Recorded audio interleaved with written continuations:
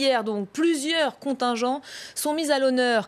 Les forces britanniques, ce matin encore, on vient de le voir, des forces américaines, canadiennes. Il y avait aussi ce 6 juin 1944 dans les barques des troupes afro-américaines. Ces contingents qui avaient dû faire face déjà à l'époque, pendant la guerre, à la ségrégation.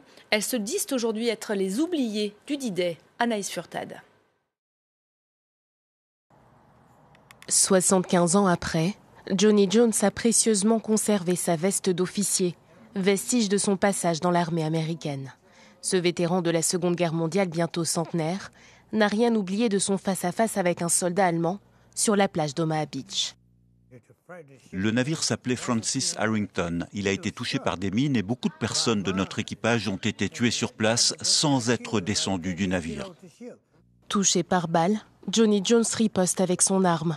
Une image à jamais gravée dans sa mémoire. Mais dans une armée ségrégationniste, le racisme s'ajoute à l'horreur de la guerre.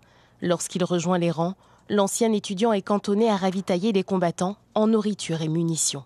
Ils m'ont refusé le droit de rester dans la caserne des officiers. Il n'y a aucune raison à cela. Ils l'ont fait parce que j'étais noir.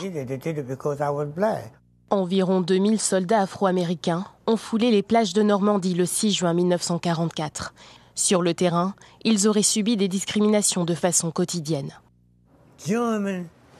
Les prisonniers allemands que j'ai vus en prison dans le camp de prisonniers me disaient de me déplacer et de leur donner mon siège. Je me suis battu pourquoi ? Pour qu'ils soient libres de s'asseoir et que nos adversaires prennent ma place. À son retour de la guerre, la ségrégation raciale sévit toujours aux États-Unis. L'exploit des soldats noirs durant la Seconde Guerre mondiale n'a aucun écho. Toute sa vie, Johnny Jones, devenu avocat et activiste, a lutté pour que le rôle des soldats afro-américains lors du débarquement soit enfin reconnu.